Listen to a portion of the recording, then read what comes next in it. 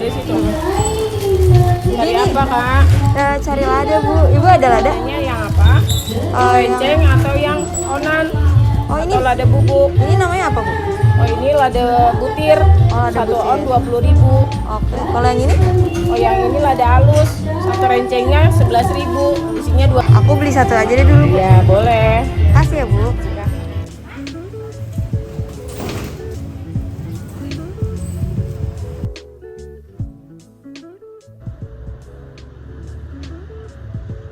Nah selama tadi di pasar itu aku benar-benar kayak orang nggak tahu apa-apa.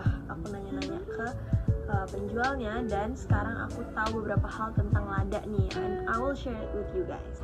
Nah yang selama ini aku tahu lada itu adalah rempah-rempah Indonesia yang biasa dijadikan bumbu perasa makanan. Nah lada itu beragam ya bentuknya, ada yang udah dihaluskan, ada lada yang biasa, ada lada bubuk, ada juga lada hitam kayak gini atau biasanya kalau di supermarket namanya black pepper.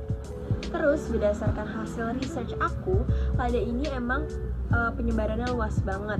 Tempat produksi lada ini utamanya itu ada di Indonesia, di Bulgaria, di India, dan juga di Brazil nih guys. Nah kalau dulu nih guys, pada tahun 1492 ada orang namanya Columbus yang kemudian menemukan lada ini di bagian India Barat. Nah dari situ lada bisa dibilang mulai naik daun, dia mulai trending, terus habis itu mulai dikenal sama masyarakat sekitar. Bahkan pas abad pertengahan, lada tuh dijulukin sebagai raja dalam rempah-rempah Indonesia, perdagangan rempah-rempah Indonesia ini.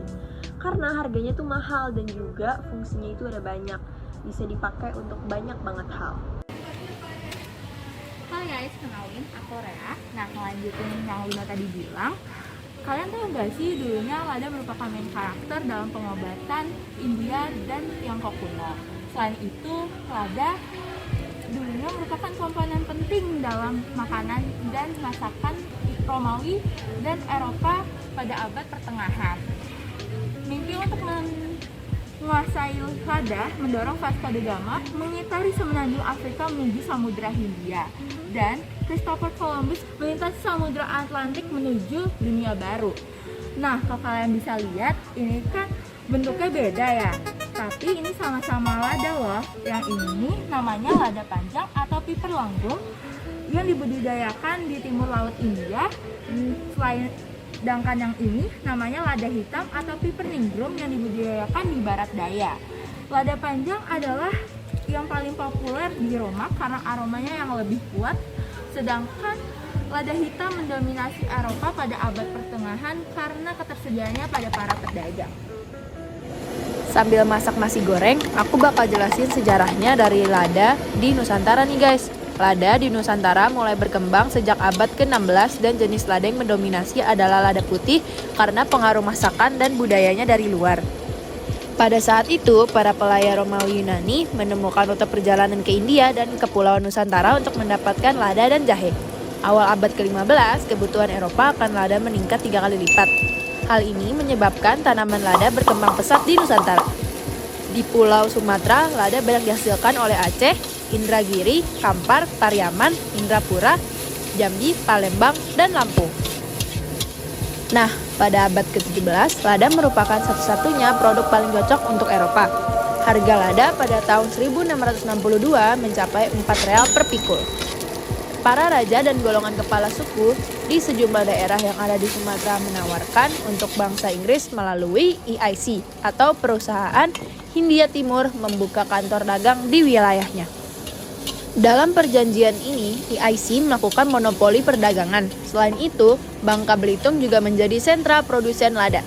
Berkembangnya lada di Bangka Belitung tak melepaskan peran Kesultanan Palembang yang bekerja sama dengan VOC. Tingginya harga lada dan kewajiban menjualnya kepada VOC sesuai dengan kontrak yang telah disetujui menyebabkan Raja-Raja Palembang mewajibkan rakyatnya menanam lada. Walaupun kondisi tanah di Bangka tidak sepenuhnya mendukung, tetapi petani tetap mencoba tiada henti.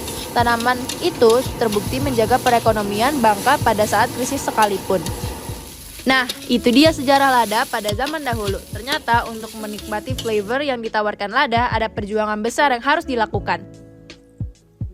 Enak banget nasi gorengnya. Tentunya berasa nendang dong karena ada bumbu ladanya ini. Nah, selain menjadi perasa makanan, Luda juga mempunyai beberapa manfaat loh. Nah, salah satunya dia berperan penting dalam yang pertama mencegah perusakan sel, lalu yang kedua adalah menghambat pertumbuhan bakteri. Kalau lada itu juga bisa membantu mencegah dan mengatasi gangguan pencernaan.